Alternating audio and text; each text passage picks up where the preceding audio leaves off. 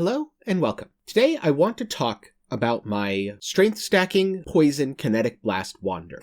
Now this build's a little bit different from a lot of the past builds I've showcased, in that it is primarily focused on mapping and clearing. It can do bosses pretty well, it has solid single target, and the survivability is good enough that as long as you're not face tanking, you won't run into problems. You can take stray hits. But the main focus of this build is absolutely clearing and being a relatively fast build. It is made for mapping, a bit of delving, and heisting. I wanted to make this because combining strength stacking via replica Alberons and the damage of alt quality kinetic blast seemed pretty fun, and it's been years since I've played a wander. Now as it turns out, Matho played the build shortly after me. My variation is a little bit different from his, mostly because I chose to focus on different things and went for more of a poison build and a little bit less of a strength stacking build. Now let me talk quickly about a few of the important mechanics and things that you need. So what do you need to start this build? You need replica Alberon's Warpath. Without that, the build just does not function at all. Beyond that, what would I say is very helpful? I would say you want an Astromentus and a Cyclopean Coil to help with the strength stacking. And you also want Embalmers to act as a pseudo 5-link for your KB. The other thing I think you do need is an anomalous KB gem, because it's going to be very awkward to have to put pierce support into your KB. Beyond that, everything else is optional. I would strongly advise having a 6-link chest for your single target, which will probably be Barrage, a wand with 60% chance to deal 100% more damage with poisons inflicted by this weapon. And from the cluster jewels, you probably want at least 2 notables on your large. You want Brush with Death and Spike Concoction on your 2 mediums, and you want something that increases life and or strength on the smalls. Aside of that, the rest of the gear you can build as you play the character, and it should function at least well enough to start clearing maps and get you going. The other important difference between my build and many other wanders that you might see is I'm not actually using Power Siphon. Now in terms of raw damage, Power Siphon is undeniably the best. But using Barrage support, I found it to be extremely clunky, and it had a very long attack time. I could make Essence Crafted Gloves with more attack speed, faster attacks linked, and it might feel okay. But because currently I have a pseudo 5-link on my KB and a 6-link on my single target skill, I instead opted to use Barrage with Awakened GMP. You don't need the AGMP, it is a lot of money for what is honestly quite minimal. I did it because I made so much currency from crafting my gear that it felt like it was fine to invest an additional 30x into the build, which I'll get into a bit later. Some other important mechanics are the fact that I have a life gain on hit with Vitality Watcher's Eye, and then finally, I am incorporating Cluster Jewels and Fizz taken as Ellie to round out both the quality of life and defenses of the build. Like with most builds that I play, I didn't really focus heavily on damage. I do enough damage to kill everything that I want to. And if I wanted to do 100% Delirious tier 16 maps, or even 100% Delirious tier 19 maps, that would be very easy to do with this build. I would have to roll the Poison Sextant for every set of maps. If I wanted to focus more on bossing, I would probably put more work into rounding out my Chaos Resist, getting Divine Flesh, and scaling from there. However, this would be a significant DPS loss, as I would lose all of the strength from my Lethal Pride. I also might consider dropping Acro and Phase Acro in favor of block capping.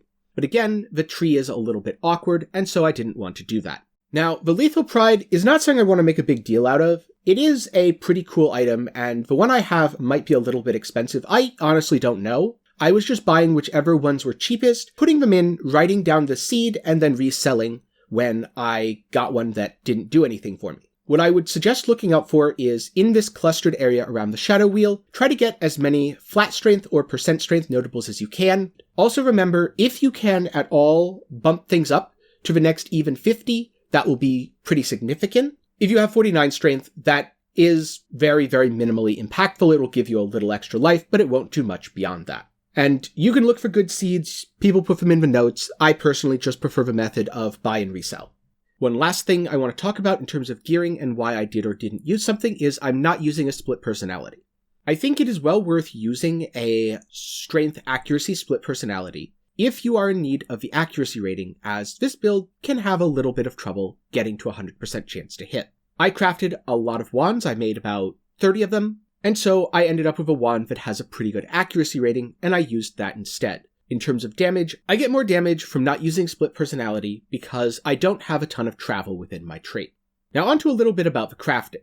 I did a lot of live searches for my gear because at the time there weren't that many people playing Str Stacking Alberons. And I'm going to make a video in the near future about how to live search, so if you're confused, keep an eye out for that. And there are a few pieces, like my helmet and my chest piece, which just happened to be for sale when I was searching for quite cheap, so I bought them and I used them. Similarly, when I needed a weapon, I started with a weapon that I bought for about 20C. At the time, poison strength stacking was not in demand, and so it seemed like a kind of garbage item that no one wanted, as it was a poison wand with no fizz damage. So I bought it for 20C, I used it for a while, and I bought a bunch of corroded, metallic, and serrated fossils to give me the best chances of rolling attack speed, crit chance, and the poison mod, and I crafted about 30 wands. I spent, at the time, roughly 10 exalts on all of those fossils. I do believe they went up afterwards as a side effect of people crafting for Mathel's build, either to play it or to sell to people. And I ended up selling all of those wands that I made that I didn't use for well over 40 exalted orbs. Then finally my rings and my shield were things that I essence crafted using Deafening Essence of Rage. The Curse on Hit ring, I got pretty lucky and I bought it almost as is. The Onslaught ring, I got it off of a live search for the base, and then I crafted it with essences. As it ended up while I was crafting the first one, a second one popped, so I bought that and I sold it and I made a significant profit. The reason I'm bringing up these various things is because I again want to highlight that it's easy to be concerned that a build seems expensive when you're first starting it. But this build doesn't really take very much to get going. In place of my gloves, you can use things like Embalmer. In place of a wand, you can use almost any wand with the poison mod, and it will be good enough to start out.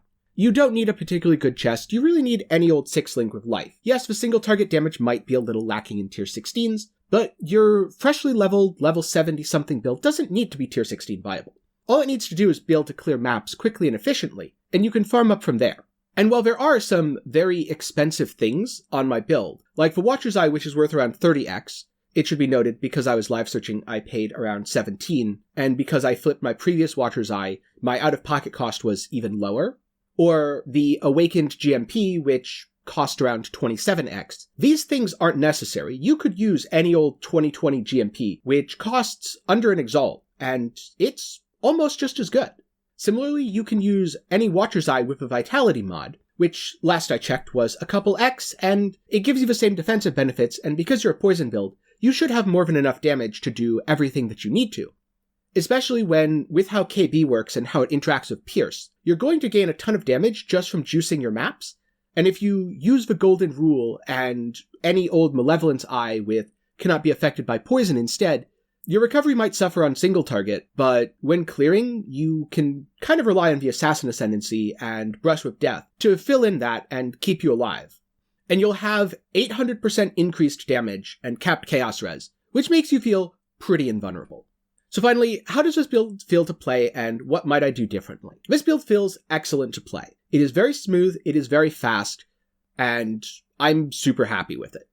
I don't normally enjoy mapping builds, because I feel like they're often too squishy and it's frustrating to die. This one doesn't feel to have any of those problems.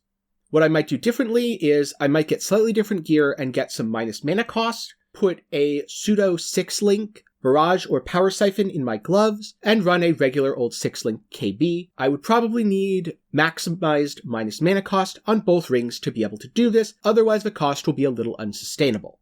But even as is, if you play something like this with no changes, it should feel pretty good. That said, please remember, don't copy every piece of gear I have verbatim, look at why I'm using it and where it fits in, and go from there. So my question to you is, what replica unique item have you experimented with this league, and did you find success? With the addition of alt quality gems and replica uniques, there's hundreds if not thousands of options to compare. Some of them are pretty bad, others are really neat. So I'd like to know your experiences and where you've found success. Thank you for watching. If you enjoyed the video, consider subscribing to the channel and ringing the notification bell so that you know whenever I upload. And if you want to support me, you can join the channel for as low as $1 a month to help me continue to make videos just like this one for people like you. If you want to see what I'm getting up to in a more casual setting, watch gameplay live, or just chat with me about various topics, drop by my Twitch stream. I stream Monday, Tuesday, Wednesday, and Thursday, starting around 7 p.m. Pacific, 10 p.m. Eastern. Thank you again, I hope you enjoyed, and have a great day.